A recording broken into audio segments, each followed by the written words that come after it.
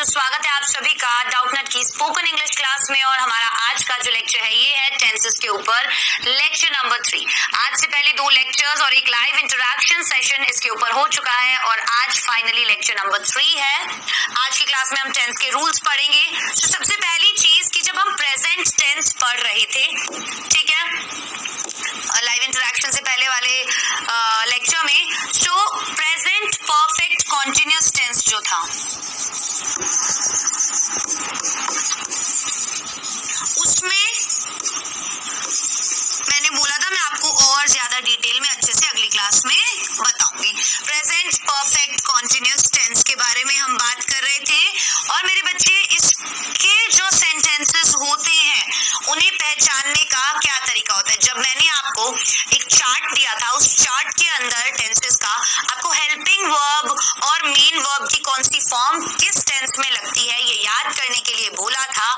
तब आपको अगर याद होगा तो वहां लिखा था कि मेन वर्ब की तो फर्स्ट फॉर्म के साथ आईएनजी लगता है इसके अंदर, क्योंकि कॉन्टिन्यूअस आ गया। और जो हेल्पिंग वर्ब है वो लगती है हैज बीन, हैव बीन।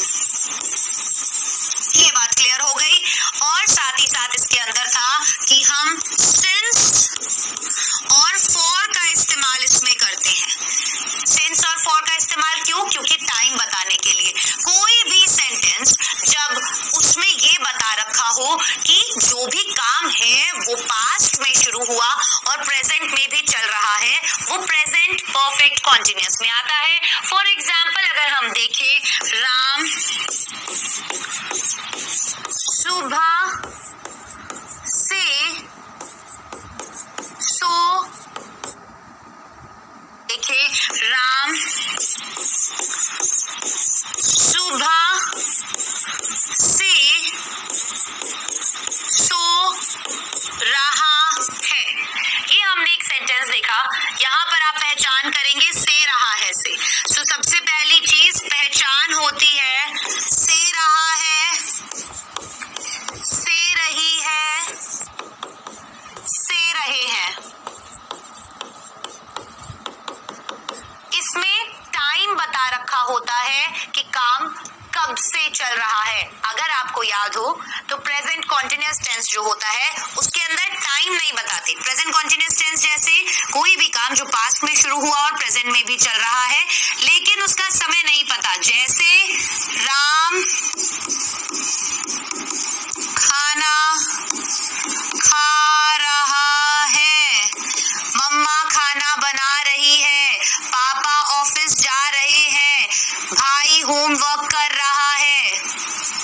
इसमें हमें ये नहीं पता वो लोग कब से ये काम कर रहे हैं। प्रेजेंट परफेक्ट कॉन्टिन्यूअस टेंस के अंदर हमें मालूम होता है कि काम कब से चल रहा है। उसी चीज को बताने के लिए हम सिंस और फॉर का इस्तेमाल करते हैं। अब बच्चों को कंफ्यूजन यहाँ पर भी होता है कि सिंस का यूज और फॉर का यूज हम कहाँ करते हैं। तो सी, सबसे पहली चीज सिंस का इस्तेमाल होता है पॉइंट ऑफ टाइम के लिए और फॉर का यूज होता है ड्यूरेशन ऑफ टाइम के लिए। सो पॉइंट ऑफ टाइम के लिए जब हम सिंस का यूज करते हैं, दैट मीन्स अगर आपको पता है 2 बजे से 3 बजे से 4 बजे से, मतलब आपको अगर निश्चित समय पता है तो आप यूज करेंगे सिंस। फॉर एग्जाम्पल राम सुबह से सो रहा है, सो वी नो यहाँ पर कि वो कब से सो रहा है, सुबह से। हमें निश्चित समय पता है कि मॉर्निंग से सो रहा है, तो यहाँ पर हम सिंस का यूज करेंगे। अगर लिखा होता कि राम 2 घंटे से पढ़ रहा है, तो यहाँ पर अगर आप देखोगे मेरे बच्चे, तो हमें पता है 2 घंटे, लेकिन कौन से 2 घंटे ये नहीं पता। सुबह के, शाम के, दोपहर के, रात के, हमें नहीं पता कौन से 2 घंटे, राइट। सो सी, यहाँ पर हम फॉर का यूज करेंगे। अब कैसे बनाएंगे सेंटेंसेस को? सेंटेंस बनाने का फॉर्मूला जैसे सारे सेंटेंसेस बनाते आए वैसे ही, मेन वर्ब की फर्स्ट फॉर्म के साथ ING, helping verb has been, have been, साथ में सिंस या फॉर। सबसे पहले हम देखेंगे ये फॉर्मूला, इसको मिटाकर यहाँ पर मैं लिख देती हूँ फॉर्मूला, ठीक है। तो सी सब्जेक्ट सबसे पहले, फिर हैज बीन या फिर हैव बीन। अब आप सभी को याद होगा हैज का यूज ही, शी, इट या फिर सिंगुलर सब्जेक्ट के साथ हैज का यूज होता है। आई, वी, यू, दे और प्लूरल सब्जेक्ट के साथ हैव का यूज होता है। सेम यहाँ पर भी ऐसे ही होगा। Has been, have been plus verb की फर्स्ट फॉर्म के साथ आईएनजी, ठीक है, प्लस क्या लिखोगे, ऑब्जेक्ट। पहले ऑब्जेक्ट लिखोगे, फिर सिंस या फॉर में से जो भी आएगा वो लिखोगे और उसके बाद टाइम लिख दोगे, है ना। अब देखो यहाँ हमारा जैसे सेंटेंस था, राम सुबह से सो रहा है। सब्जेक्ट क्या है, Ram. Subject singular subject sentence था, राम सुबह से सो रहा है। सब्जेक्ट क्या है, राम। बनाएंगे राम, राम क्या हो गया, सिंगुलर सब्जेक्ट, सिंगुलर सब्जेक्ट के साथ हैज लगता है। सो राम हैज बीन, सोना काम हो रहा है, स्लीप के साथ आईएनजी, स्लीपिंग मॉर्निंग से सो रहा है, तो हमें पता है कि पॉइंट ऑफ टाइम दिया है इसलिए हम सिंस लगाएंगे। Sleeping since morning.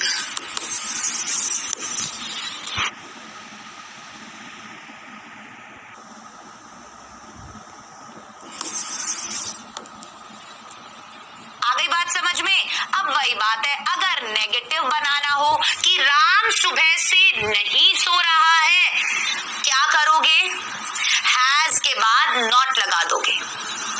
Ram has not been sleeping since morning. Clear. Negative बनाना हो हेल्पिंग वर्ब के बाद नॉट लगा दो। अब इंटेरोगेटिव बनाना है, क्या राम सुबह से सो रहा है, क्या करोगे, हैज हैव उठा के सब्जेक्ट से पहले लगा दोगे। तो लगाइए, has Ram been sleeping since morning. बना देंगे या नहीं बना देंगे, बना देंगे।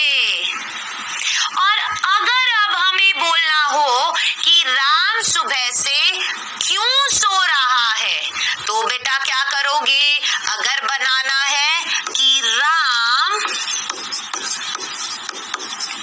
सुबह से क्यों सो रहा है, तो आपको यहाँ पता चला कि भाई देखो यहाँ पर क्वेश्चन मार्क लगाना नहीं भूलते, ठीक है, बोलने में हमें क्वेश्चन मार्क की जरूरत नहीं है। राम सुबह से क्यों, यहाँ पर आ गया क्यों बीच में, तो सबसे पहले जब आप ट्रांसलेट करेंगे तो इस क्यों शब्द की अंग्रेजी लिखेंगे। क्यों को हम हिंदी में इंग्लिश में क्या बोलते हैं, व्हाई। फिर हम लिखेंगे हमारा सब्जेक्ट व्हाई नहीं हेल्पिंग वर्ब, सबसे पहले WH वर्ड, फिर इंटेरोगेटिव बनाने के लिए हेल्पिंग वर्ब सब्जेक्ट से पहले आता है। So why has Ram been sleeping, क्या लिखो आगे, सिंस मॉर्निंग। बना लेंगे मेरे बच्चे अब ऐसे आप, सिंस मॉर्निंग।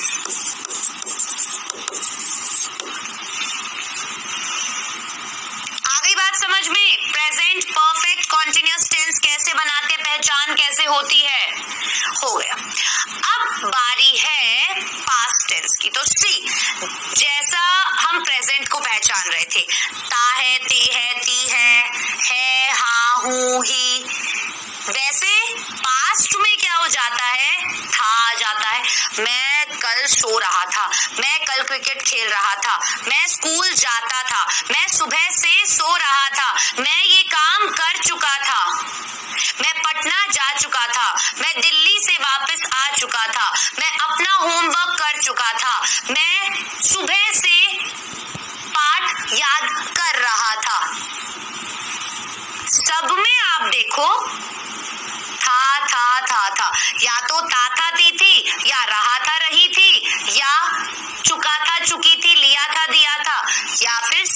रहा था, से रही थी, हर जगह ये आ रहा है। अब मेरे बच्चे ध्यान देना, जैसे प्रेजेंट में हम 4 पार्ट्स पढ़ रहे थे वैसे ही पास्ट में भी पढ़ेंगे। Indefinite, continuous, perfect, perfect continuous. सबसे पहले हमने प्रेजेंट इनडेफिनेट की बात की थी पिछले लेक्चर में, वैसे ही अब हम पास्ट इनडेफिनेट की बात करेंगे आज के लेक्चर में। और देखिए, पास्ट इनडेफिनेट के अंदर पास्ट टेंस के मतलब इस टेंस के सेंटेंस में काम का करना या होना पास्ट में पाया जाता है। ऐसे वाक्यों के अंत में, ऐसे सेंटेंसेस के एंड में आ या ई, ये, यो, था, ते थे, ती थी, ये सभी चीजें आती हैं। मुझे बोलना है मैं सुबह आया, अंत में क्या आ रहा है? आया। सो आप क्या बनाएंगे? आई केम इन दी मॉर्निंग। अगर अब आपको याद हो, अगर आपने हेल्पिंग वर्ब और मेन वर्ब याद की हो, तो हमने बात की थी कि वर्ब की सेकंड फॉर्म लगती है सिंपल के सेंटेंस में और पास्ट टेंस के अंदर डिड लगता है। पास्ट इनडेफिनेट टेंस के अंदर हेल्पिंग वर्ब डिड का यूज होता है। और अगर एक सिंपल सेंटेंस है, 4 तरीके के सेंटेंस बनाते हैं ना हम, एक होता है सिंपल, फिर होता है नेगेटिव, फिर होता है interrogative, interrogative negative, WH word. तो इसमें जो ये साधारण वाक्य हमें बनाना होता है उसके अंदर हम वर्ब की सेकंड फॉर्म या वर्ब की फर्स्ट फॉर्म के साथ डी, ईडी इस तरीके से लगाते हैं। जैसे अगर प्ले लिखना है आपको, तो प्ले की सेकंड फॉर्म क्या होती है? प्लेड, PLAYED, तो आपने ED लगा दिया। ठीक है, सो ये बात आपको समझ में आई कि आप पहचान कैसे करेंगे। ये बात समझ में आ गई ना, पहचान कैसे करेंगे? तो सीधा ये याद रखना, वर्ब की सेकंड फॉर्म लगाओगे आप साधारण वाक्य में। और अगर नेगेटिव बनाना है या फिर इंटेरोगेटिव बनाना है, इंटेरोगेटिव नेगेटिव बनाना है, तो डिड का यूज करेंगे। डिड के साथ कभी भी वर्ब की सेकंड या थर्ड फॉर्म नहीं आती, वर्ब की फर्स्ट फॉर्म हमेशा लगती है। क्या लगती है? हमेशा वर्ब की फर्स्ट फॉर्म। तो ये याद रखना। हम कुछ एग्जांपल्स के साथ देखेंगे। रूल नंबर 1, था, थी, थे के लिए जब वे किसी काम से जुड़े होते हैं तो वॉज और वर का यूज हम नहीं करते। सबसे पहली चीज क्या? था, थी, थे।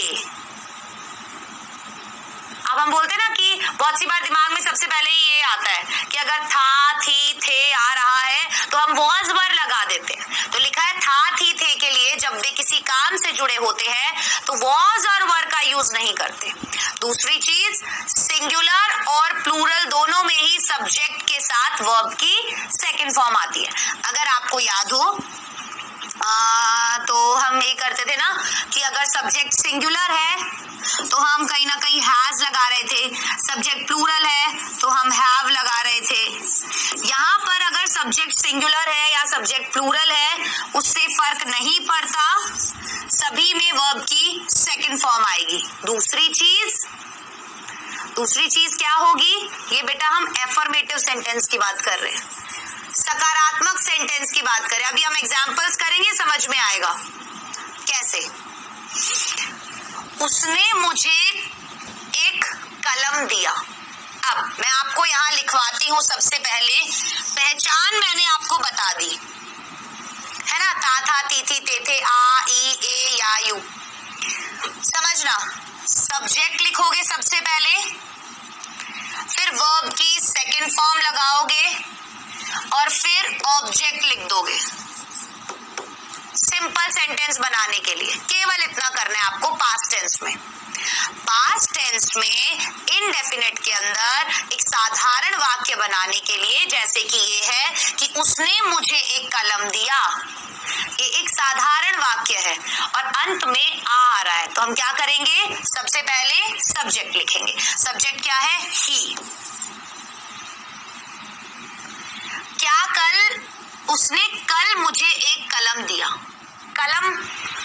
दी उसने कल, मतलब पुरानी बात हो गई। सो ही देने को क्या बोलते हैं? गिव। गिव की सेकंड फॉर्म गिव। ठीक है, सो हम क्या लिखेंगे? He give me. क्या दिया उसने? मुझे दिया। क्या? A pen. He gave me a pen. कब दिया? येस्टरडे, कल। बीते हुए कल को हम येस्टरडे बोलते हैं। बीते हुए कल को हम येस्टरडे बोलते हैं। आने वाले कल को हम टुमारो बोलते हैं। बीते हुए कल को येस्टरडे, आने वाले कल को टुमारो। क्लियर? चलो, मैं इस घर में रहता था। अब से यहाँ लिखा है मैं इस घर में रहता था। था यहाँ पर आ रहा है, राइट? आपने क्या बुलाया? मैं, आई। लिव्ड वर्ब की सेकंड फॉर्म, लिव की second form. In this house, I lived in this house. मैं इस घर में रहता था। I lived in this house. और अगर आपको बोलना है मैं इस घर में रहता हूं, आप क्या बोलेंगे? I live in this house. क्यों लेंगे आप यहाँ पर? ऐसा क्यों बोलेंगे? क्योंकि रहता हूं, ता है, ती है, ते है, present indefinite. Present indefinite subject plus verb की फर्स्ट फॉर्म के साथ एस प्लस ऑब्जेक्ट। तो आई के साथ एस नहीं लगता, एस केवल ही, शी, इट के साथ लगता है और सिंगुलर सब्जेक्ट के साथ। आई, वी, यू, दे के साथ एस नहीं लगता। अगर बोलना है मैं इस घर में रहता हूं, क्या बोलेंगे? I live in this house. अगर आपको बताना है कि आप पहले इस घर में रहते थे, आप बोलेंगे I lived in this house. Verb की सेकंड फॉर्म लगाएंगे। क्लियर? आगे बढ़ते हैं। मोहन कल अपने पिता को देखने दिल्ली गया। मोहन कल अपने पिता को देखने दिल्ली गया। गया या से पता चला पास्ट इंडेफिनिट का है। कहीं पर भी नहीं आया हुआ, इसका मतलब क्या है बेटा? कि नेगेटिव नहीं है, ना ही इंटेरोगेटिव है। सो सी, मोहन सब्जेक्ट हो गया। मोहन, अब जाने को क्या बोलते हैं? गो। गो की सेकंड फॉर्म वेंट। सो गो, वेंट, गॉन, ये होती है तीन फॉर्म इसकी। सेकंड फॉर्म होती है वेंट। क्या लिखोगे? Mohan went to Delhi. कहाँ गया? दिल्ली गया। क्या करने के लिए? टू सी, देखने के लिए। किसको? हिज फादर, उसके पिताजी को। कब? कल। कब गया देखने उसके पिताजी को? कल। यहां तक बात क्लियर हो गई?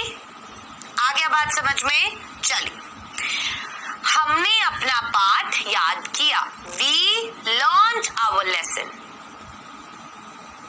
दोनों ही फॉर्म हम यूज करते हैं।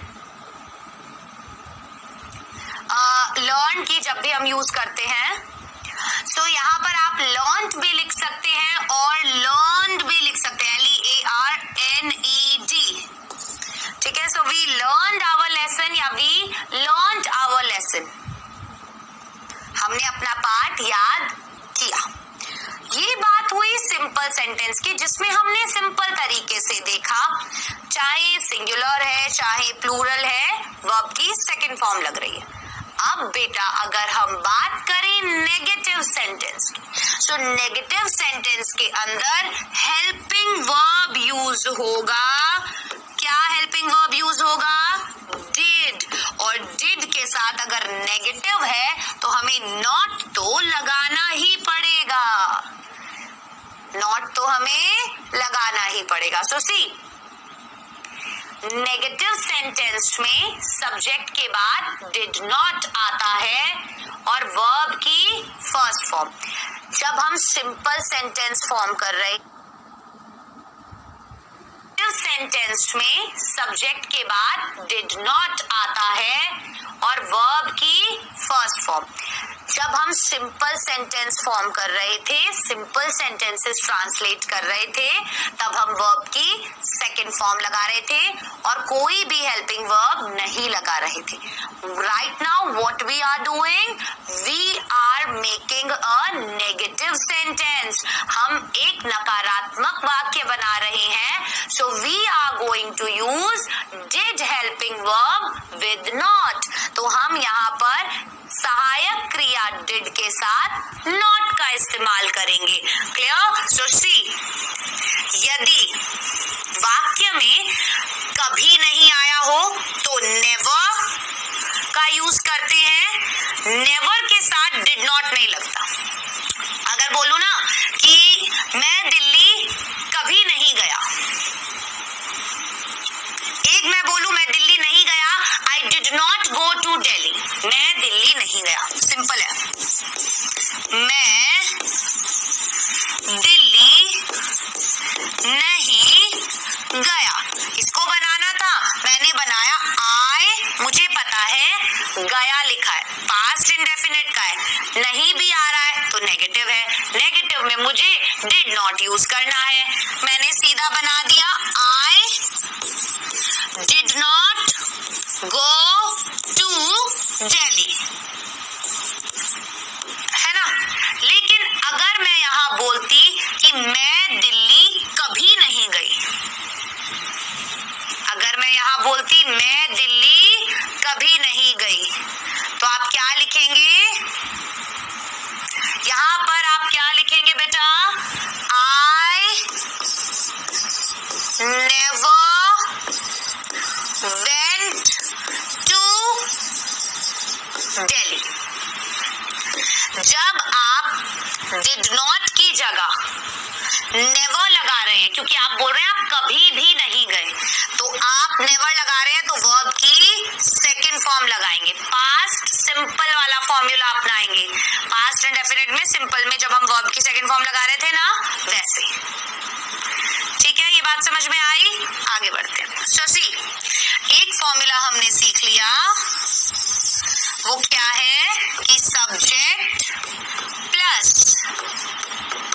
Did plus not plus verb की first form plus object. Negative बनाने के लिए एक सेंटेंस देखते हैं. वह कल हॉकी नहीं खेला. आ की साउंड आ रही है, हमें पता चल गया पास्ट इंडेफिनिट का है. साथ ही साथ नहीं लगा हुआ है, हमें पता चल गया नेगेटिव है. पास्ट इंडेफिनिट के नेगेटिव सेंटेंस को बनाने का फॉर्मूला ये होता है. वह कल हॉकी नहीं खेला. He did not play hockey yesterday. He did not play hockey yesterday. So see, he subject, did not helping verb, play verb की फर्स्ट फॉर्म, हॉकी ऑब्जेक्ट, और yesterday से हमें पता चला कि कब नहीं खेला, कल नहीं खेला.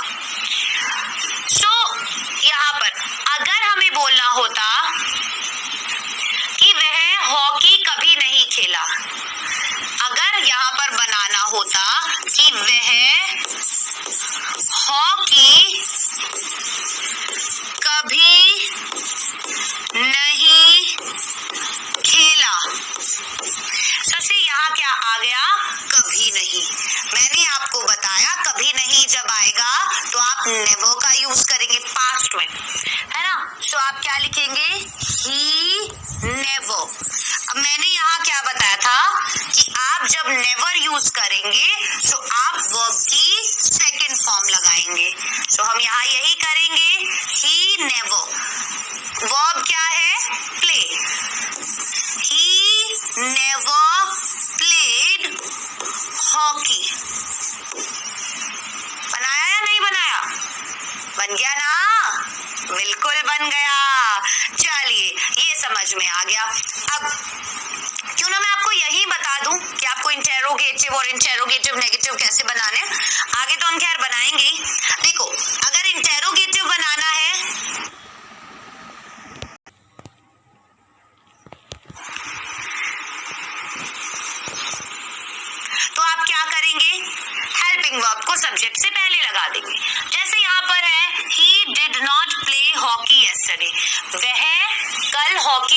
दिया।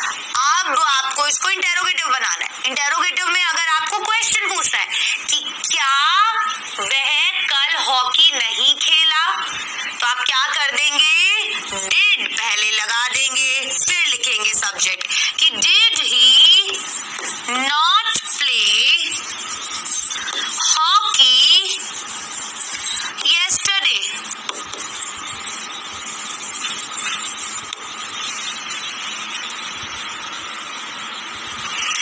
Am I clear? यहाँ तक आ गई बात समझ में? सुश्री और भी सेंटेंस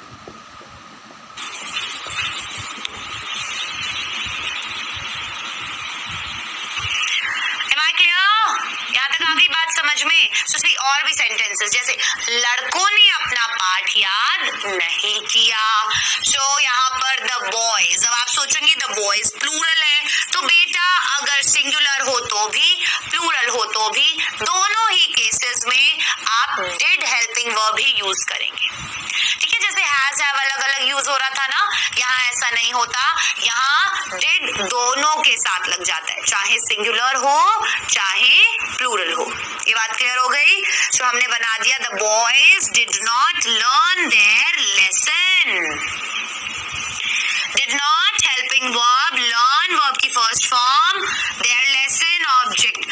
सो सी, अब अगर आपको कोई भी ऐसे सेंटेंसेस ट्रांसलेट करने हैं, मैंने क्योंकि आपको यही बोला कि हमारा माइंड जो है वो हिंदी में ही सोचेगा, उसे ट्रांसलेट ही करेगा, लेकिन धीरे धीरे ये प्रोसेस फास्ट होती चली जाएगी और माइंड इतना जल्दी ट्रांसलेट करने लग जाएगा कि आपको पता भी नहीं चलेगा। जैसे हम पलक झपकाते हैं ना, उतनी स्पीड से। तो यहाँ पर भी यही होगा। अभी आपको हो सकता है थोड़ा सोच के बोल रहे हो, आप अटक के बोल रहे हो, आप अपने माइंड में टेंस का रूल समझ रहे हो, आपको याद इतने अच्छे से ना हो। जैसे ही आपको बिल्कुल याद हो जाएंगे ना और आपकी जुबान पे आने लग जाएंगे, तो बेटा आप ऑटोमेटिकली ये प्रोसेस के अंदर चलने लग जाओगे। ठीक है, मैं कभी देर से नहीं आया, आई नेवर केम लेट, कभी नहीं। तो कभी नहीं के लिए नेवर, और नेवर के साथ वर्ब की सेकंड फॉर्म। क्लियर? आगे बढ़ते हैं। सीता ने मधुर गाना नहीं गाया, Sita did not sing a melodious song. Sita did not sing a melodious song, ये याद रखना, डिड के साथ वर्ब की फर्स्ट फॉर्म लगती है। सी, तुम स्कूल नहीं गए, you did not go to school. ठीक है, क्लियर?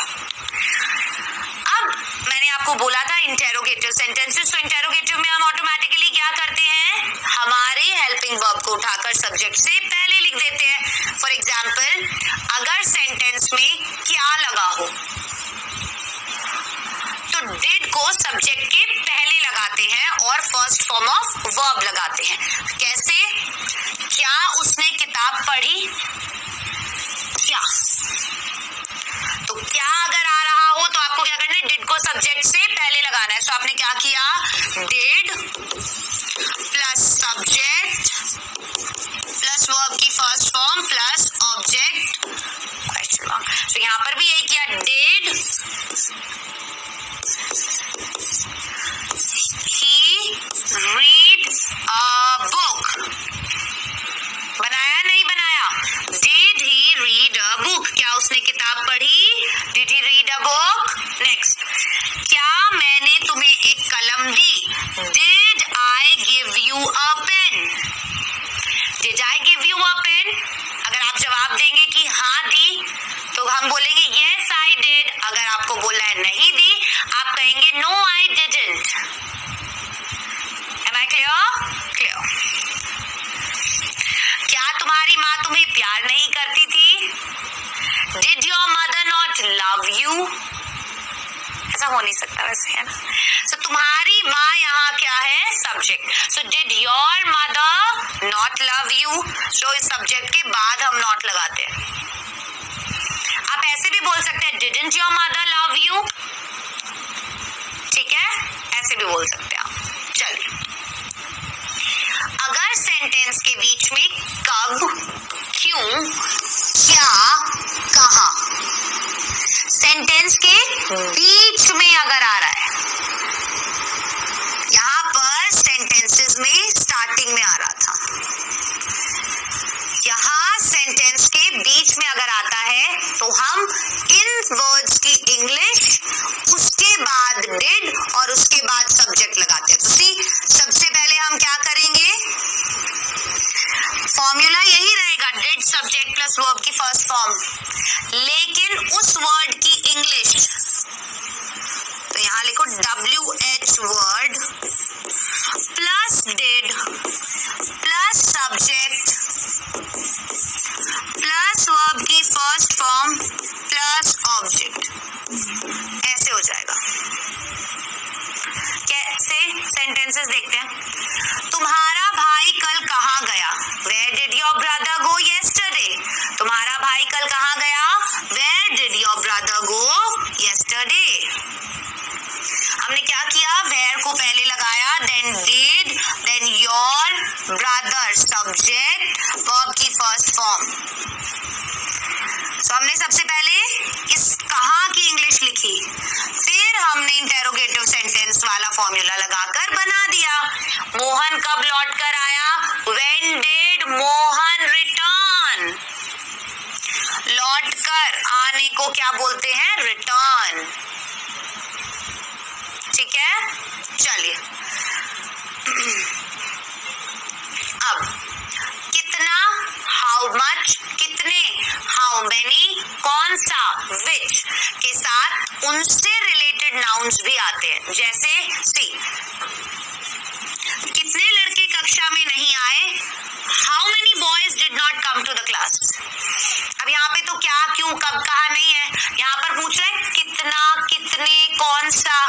तो आप इनसे रिलेटेड जो भी नाउन्स हैं वो लगाएंगे। जैसे बॉयज लिखा है तो आप हाउ मेनी लिखेंगे, क्योंकि ये गिन सकते हैं, है ना, इन्हें गिना जा सकता है, तो इसीलिए हम लिखेंगे how many boys did not come to the class, कितने लड़के क्लास में नहीं आए।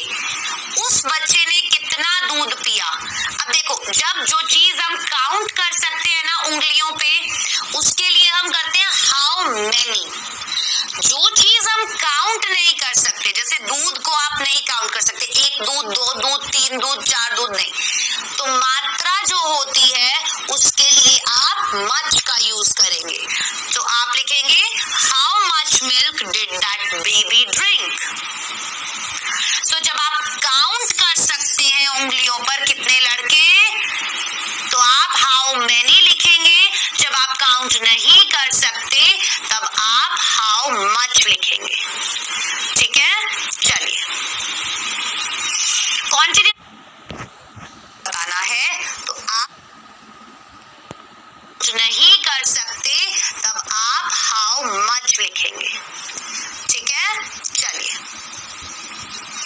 कॉन्टिन्यूअस टेंस में आ जाते हैं। तो कॉन्टिन्यूअस टेंस आपको सभी को पता है, कोई भी ऐसा काम जो पास्ट में चल रहा था उसके बारे में अगर बताना है तो आप पास्ट कॉन्टिन्यूअस टेंस का यूज करेंगे। जैसे रहा था, रही थी, रहे थे। See, it is used to express a continued or ongoing action in past. इसका इस्तेमाल किया जाता है क्या व्यक्त करने के लिए कि कोई भी कार्य पास्ट में चल रहा था। An ongoing action which occurred in past and completed at some point in past. कोई काम पास्ट में शुरू हुआ और पास्ट में ही खत्म हो गया, मतलब अभी प्रेजेंट में वो काम नहीं चल रहा। तो कोई काम पास्ट में शुरू हुआ और पास्ट में ही खत्म हो गया, उसको हम क्या बोलेंगे, पास्ट कॉन्टिन्यूअस। सिंपल सी चीज है, बहुत इजी है। हेल्पिंग वर्ब वॉज और वर का यूज करते हैं। अब क्योंकि कॉन्टिन्यूअस टेंस है, आपने उसमें चार्ट में देखा होगा, तो वर्ब की फर्स्ट फॉर्म के साथ आईएनजी और वॉज और वर हेल्पिंग वर्ब का यूज किया जाता है। अगर आपने चार्ट याद करा हो अच्छे से तो पहचान भी आपको वहां से याद हो गई होगी, रहा था, रही थी, रहे थे से। सो सी क्या करेंगे हम, सब्जेक्ट अगर सिंगल नंबर, थर्ड पर्सन या ही शी इट है, थर्ड पर्सन मतलब राम श्याम हीरा सीता गीता किसी का नाम दे रखा है, सिंगल नंबर एक वचन है, ही शी इट या इन तीनों में से कोई भी है, तो आप क्या करेंगे, वॉज लगाएंगे। मतलब एक वचन के साथ वॉज लगेगा, बहुवचन के साथ क्या लगेगा, वर्ड लगेगा। तो यहाँ पर आप देख सकते हैं प्लूरल नंबर यू वी दे के साथ वर्ड लगेगा, और यहाँ पर सिंगल नंबर थर्ड पर्सन और ही शी इट के साथ वॉज लगेगा। जैसे ही शी इट हुआ, आई हुआ, इनके साथ आप वॉज लगाएंगे, और प्लूरल नंबर है उसके साथ आप वर्ड लगाएंगे। कुछ सेंटेंसेस देखते हैं, जैसे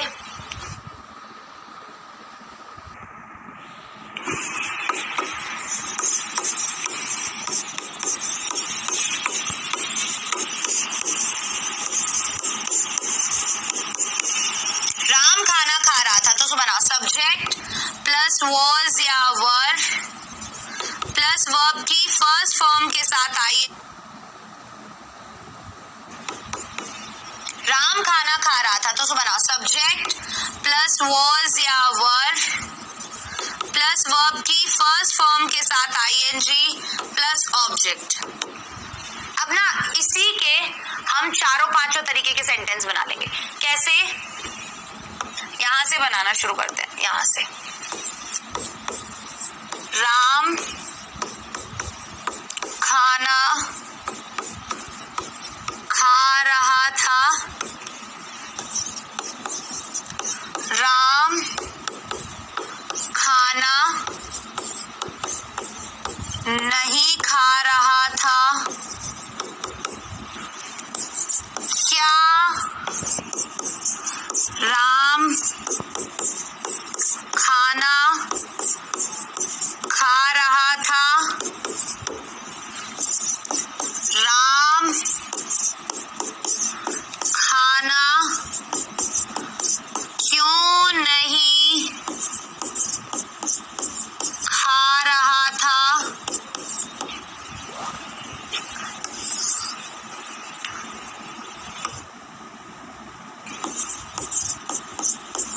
खा रहा था,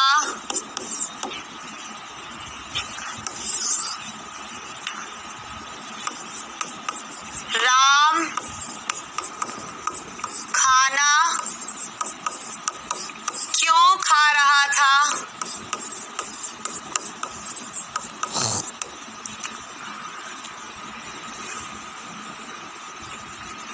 इस तरीके से। अब एक फॉर्मूला हमें पता है, subject plus was were plus verb की फर्स्ट फॉर्म के साथ आईएनजी प्लस ऑब्जेक्ट।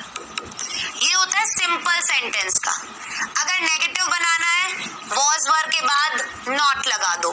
इंटेरोगेटिव बनाना है, सब्जेक्ट से पहले वॉज वर लगा दो। और अगर क्या, क्यों, कब, कैसे पूछा गया है, तो सबसे पहले उस शब्द की अंग्रेजी लगा दो और फिर सब्जेक्ट से पहले वॉज वर लगा दो। कोई दिक्कत ही नहीं है। सुसी, राम खाना खा रहा था, राम वॉज ईटिंग फूड, मतलब ये काम पास्ट में शुरू हुआ था और जब उन्होंने देखा वो काम चल रहा था और पास्ट में ही वो काम खत्म हो गया। तो Ram was eating food, Ram subject हो गया, वॉज क्योंकि ये सिंगल नंबर है, ईटिंग वर्ब की फर्स्ट फॉर्म के साथ आईएनजी फूड। राम खाना नहीं खा रहा था, राम वॉज हेल्पिंग वर्ब के बाद not, Ram was not eating food, Ram was not eating food. क्या राम खाना खा रहा था? अब आप इसका जवाब हाँ या ना में देते हैं। तो सी क्या लिखेंगे, वॉज को सब्जेक्ट से पहले, वॉज राम ईटिंग फूड। अब यहाँ है राम खाना क्यों नहीं खा रहा था, तो यहाँ पर क्यों भी आ रहा है, तो आप क्या लिखेंगे, why was Ram not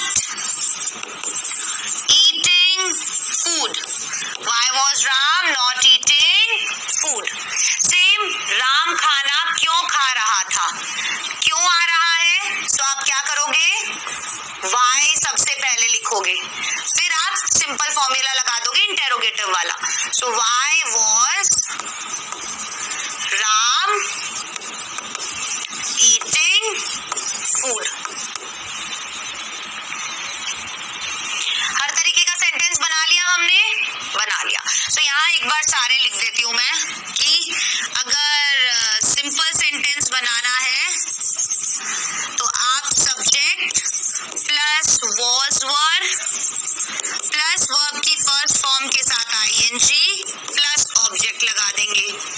negative बनाना है तो subject plus was were plus not plus verb की फर्स्ट फॉर्म के साथ आईएनजी प्लस ऑब्जेक्ट।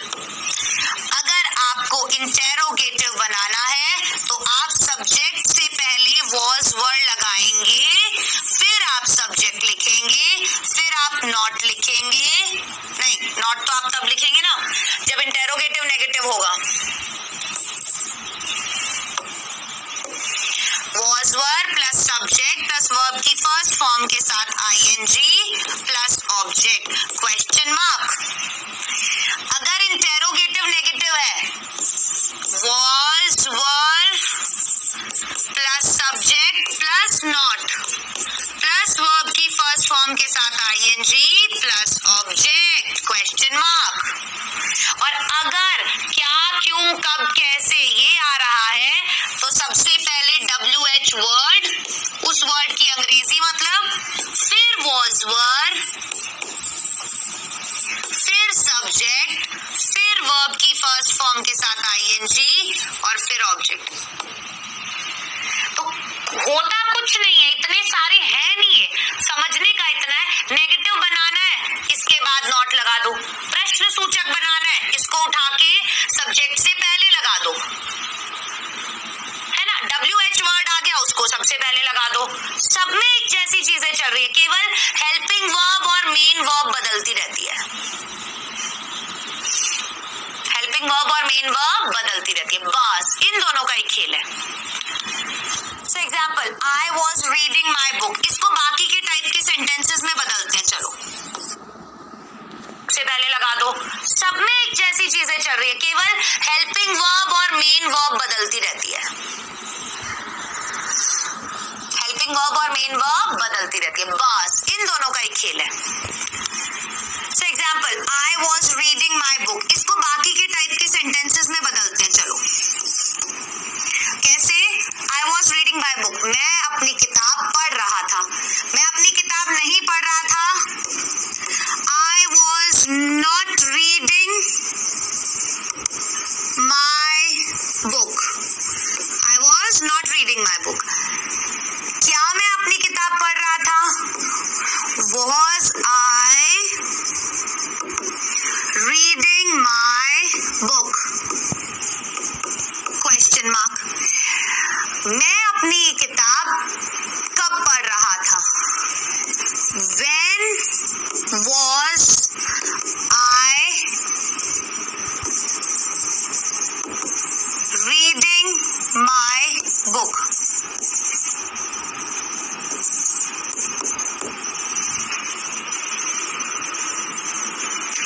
ठीक है,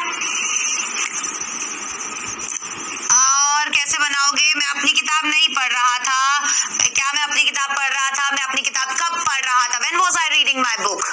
ठीक है, और मैं अपनी किताब कब नहीं पढ़ रहा था?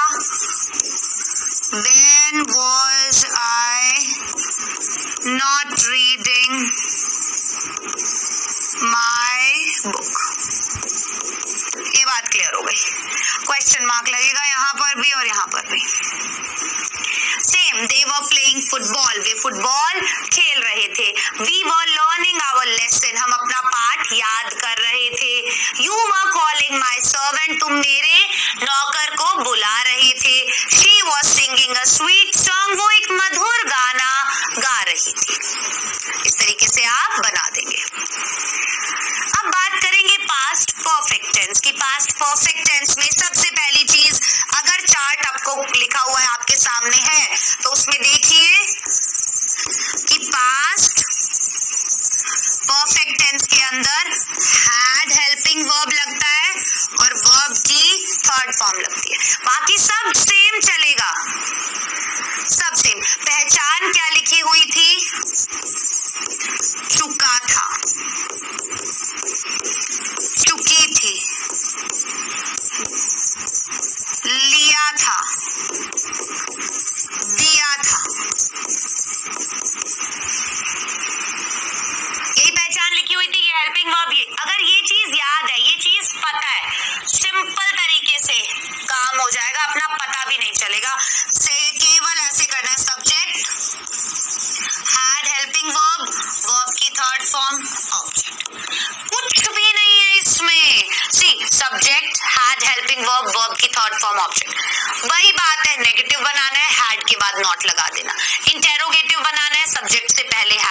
देना।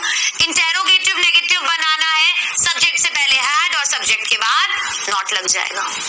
यहाँ तक कोई प्रॉब्लम, कोई भी दिक्कत नहीं। सो सी, it is used to express an action which happened or completed in the past time, or usually the two actions which appeared or completed one by one in the past time. इसका इस्तेमाल हम कब करते हैं? इसका इस्तेमाल हम तब करते हैं जब हमें ये बताना हो कि कोई भी काम जो हुआ वो पास्ट में हुआ, ठीक है, या फिर कोई भी दो काम जब हुए तो वो पास्ट में हुए। मान लो हमें बोलना है जब मैं स्टेशन पहुंचा तो ट्रेन जा चुकी थी। दोनों ही काम पास्ट में हुए, दोनों ही काम पास्ट में हुए। जैसे हम बोले मेरे पहुंचने से पहले ट्रेन जा चुकी थी, है ना, तो ये दोनों ही काम पास्ट में हुए। ऐसे कुछ एग्जांपल्स भी देखेंगे, आइए। मैंने यहाँ क्या लिख दिया, वर्ब की थर्ड फॉर्म ही लिखी होगी ना, हाँ वर्ब की थर्ड फॉर्म ही लिखी है। सो सी, सब्जेक्ट, अब चाहे सिंगल नंबर हो, थर्ड पर्सन हो, प्लूरल नंबर हो, कुछ भी हो, सब्जेक्ट आपका हैड ही लगेगा, वर्ब की थर्ड फॉर्म ही लगेगी और ऑब्जेक्ट ही लगेगा, ठीक है। दूसरी चीज, wherever you will see the use of before, जहां पर भी आप देखें कि before का इस्तेमाल है, जैसे we had reached home before it rained, हम घर पहुंच चुके थे, किससे पहले? बारिश होने से पहले। सो बारिश होने से पहले हम घर पहुंच चुके थे। किससे पहले? बारिश होने से पहले, मतलब बारिश भी पास्ट में ही हुई। हम एक पास्ट की घटना बता रहे हैं। The train had started before I reached the station. मेरे स्टेशन पहुंचने से पहले ट्रेन जा चुकी थी। She had reached her book before she slept. She had read her book before she slept. So, सोने से पहले वो अपनी किताब पढ़ चुकी थी, या उसने अपनी किताब पढ़ ली थी। कब? सोने से पहले। अब ये दोनों ही काम इनमें जब हो रहे हैं वो पास्ट में हो रहे हैं, ठीक है। आपको एक सेंटेंस पास्ट का बनाना है बिफोर से पहले, एक सेंटेंस बनाना है बिफोर के बाद। तो देखो, जब भी आपको बोलना है के पहले, मतलब अगर आपको यूज करना है बिफोर, तो आप क्या करेंगे? आप ये वाला बिफोर से पहले वाला सेंटेंस जो है वो तो आप पास्ट परफेक्ट में बनाएंगे, और बिफोर के बाद वाला सेंटेंस आप पास्ट सिंपल में बनाएंगे।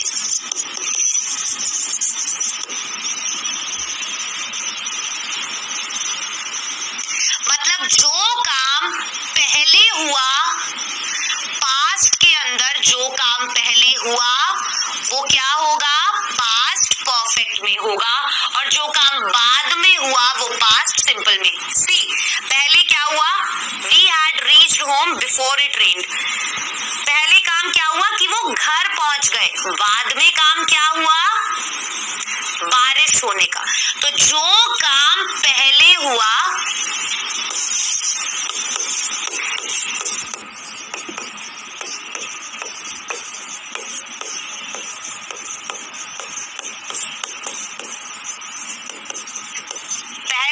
पास्ट में, उसको पास्ट परफेक्ट के अकॉर्डिंग चेंज करोगे, और जो बाद में हुआ है,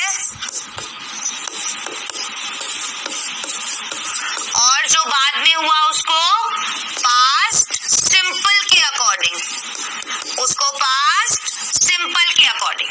तो हमने यही किया, We had reached home, हम घर पहुंच चुके थे बिफोर इट रेन्ड, बारिश होने से पहले।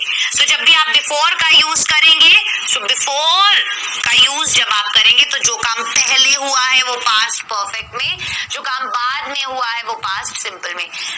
कुछ क्वेश्चंस इससे रिलेटेड हम लाइव इंटरेक्शंस में भी डिस्कस करेंगे, ठीक है, डोंट वरी। सो फाइनली अब हम क्या करेंगे बेटा, अब हम ये रूल्स यहाँ पर समझ चुके हैं। अब बारी आती है पास्ट परफेक्ट कॉन्टिन्यूअस टेंस की, और पास्ट परफेक्ट कॉन्टिन्यूअस टेंस के अंदर सबसे पहली चीज मैं आपको बता दूं, से रहा था, से रही थी, से रहे थे, राइट? ऐसे पहचान हम करते हैं।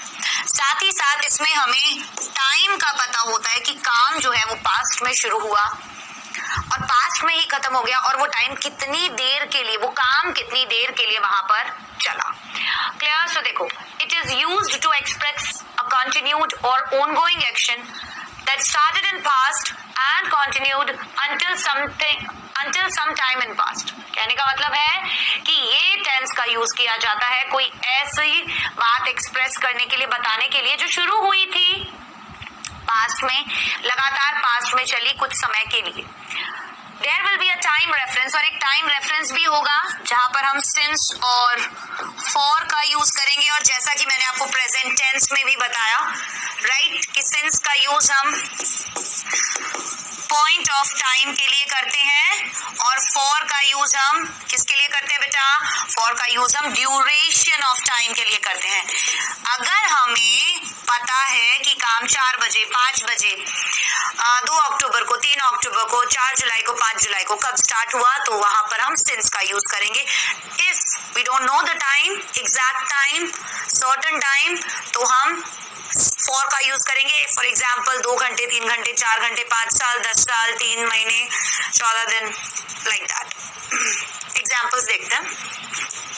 सबसे पहली चीज, आपने फॉर्मूला देखा, हम हैड बीन के साथ वर्ब की फर्स्ट फॉर्म के साथ ING plus object plus time reference. Time reference मतलब सिंस या फॉर प्लस टाइम।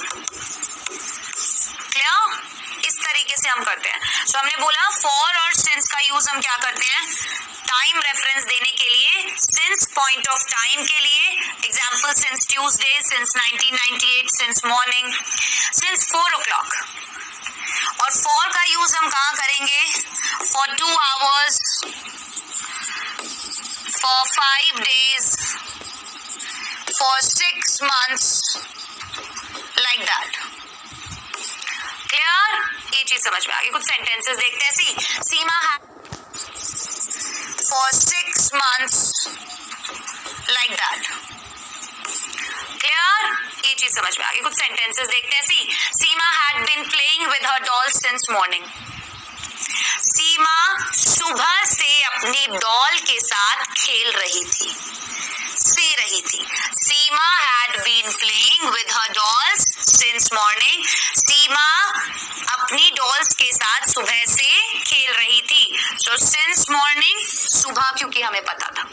ऐसे ही they had been waiting for me for 5 hours। had been verb की फर्स्ट फॉर्म के साथ ING, for me for 5 hours, 5 hours duration दिया हुआ है। So see, they had been waiting for me for 5 hours। वे 5 घंटे से मेरा इंतजार कर रहे थे, right? Those women had been washing their clothes for 3 hours। वे महिलाएं कितने घंटे से? 3 घंटे से कपड़े धो रही थी। यहाँ तक बात समझ में आ गई? यहाँ तक आपको कुछ टेंसेस पता चल गए, आपको कुछ हम कह सकते हैं कि आइडिया हो गया, ठीक है, कहाँ पर वर्ब की कौन सी फॉर्म लगानी है, पहचान कैसे करनी है। स्पोकन इंग्लिश के लिए अभी इतना काफी है, ठीक है। प्रेजेंट में, पास्ट में जितना मैंने आपको समझाया, आप फ्यूचर की भी बात करेंगे एक लेक्चर में, और उसके बाद केवल केवल केवल हम सेंटेंसेस ट्रांसलेट करना स्टार्ट कर देंगे, ठीक है। हम सेंटेंसेस जितना हम सेंटेंसेस को ट्रांसलेट करेंगे उतना ही बेटर होता जाएगा हमारे लिए। क्लियर? अब आ जाती है फाइनली वोकैबुलरी। सो वोकैबुलरी के अंदर बेटा सबसे पहला वर्ड हमारा है ग्रोन। ग्रोन का मतलब होता है करहाना।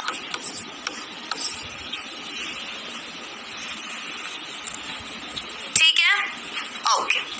Next word belch. इसका क्या मतलब होता है? डकार लेना। क्लियर? Next snore. स्नोर का मतलब होता है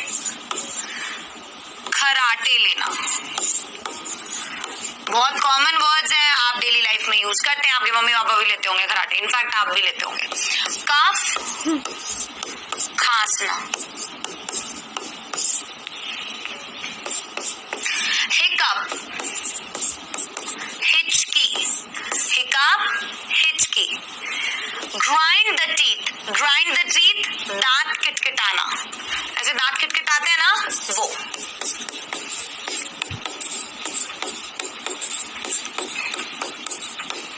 ठीक है। इंसोलेंट, इंसोलेंट का मतलब क्या होता है? जल्दी से सोचिए, इंसोलेंट का मतलब क्या होता है? नेक्स्ट वर्ड है एरोगेंट। एरोगेंट मतलब होता है अभिमानी।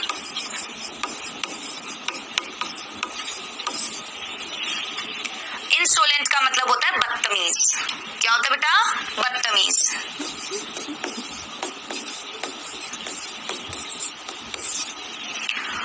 नेक्स्ट इज डिजी। डिजी मतलब जब हमें थोड़ा चक्कर टाइप का फील होता है। आई एम फीलिंग डिजी। डिजी मतलब थोड़ा चक्कर जैसा फील होना। फ्लैटर, फ्लैटर मतलब किसी के मक्खन लगाते हैं ना अपन, है ना, तो उसे क्या बोलते हैं? फ्लैटर। अल्टीमेटली, अल्टीमेटली का मतलब क्या होता है? आखिरकार। अल्टीमेटली का क्या मतलब होता है? आखिरकार।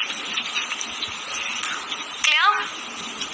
सो ये थे आज के कुछ वर्ड्स जिनके बारे में हमने जाना, और अब बारी है क्विज की। क्विज का पहला क्वेश्चन आपके सामने ये रहा। उसे राहुल ने नहीं मारा। Rahul did not hit him, Rahul did hit him, Rahul did not hitting him, या none?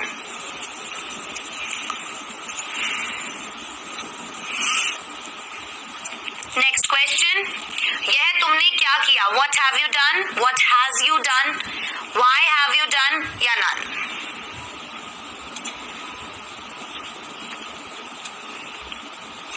Clear? So question number 1 जो है उसमें क्या होगा? उसे राहुल ने नहीं मारा, Rahul did not hit him. Next is यह तुमने क्या किया? What have you done? Clear? चलिए, सो आज की क्लास में हमने पास्ट टेंस कंप्लीट किया। ठीक है, वापस से वीडियोस को देखिए, वापस से चार्ट्स को देखिए, वापस से फॉर्मूलाज को देखिए, ट्राई कीजिए सेंटेंसेस को ट्रांसलेट करने का। शुरुआत में गलतियां होंगी, बहुत कम कर पाएंगे, लेकिन धीरे धीरे प्रैक्टिस होती चली जाएगी। क्लियर? सो ये आपका होमवर्क है। ये 10 क्वेश्चंस मैंने आपको होमवर्क में दिए हैं, इन्हें आपको ट्रांसलेट करना है। और अगली क्लास हमारी टेंसेस के ऊपर ही होगी, जिसमें हम फ्यूचर टेंस पढ़ेंगे, और उसके बाद वापस से जैसा कि आप देखेंगे कि लाइव इंटरेक्शन होगा। तो आज की क्लास हम यहीं पर खत्म करते हैं। मुलाकात होगी अगले लेक्चर में। तब तक के लिए अपना ध्यान रखें, डॉक्टरनेट के साथ जुड़े रहें, क्योंकि अब पढ़ना हुआ आसान।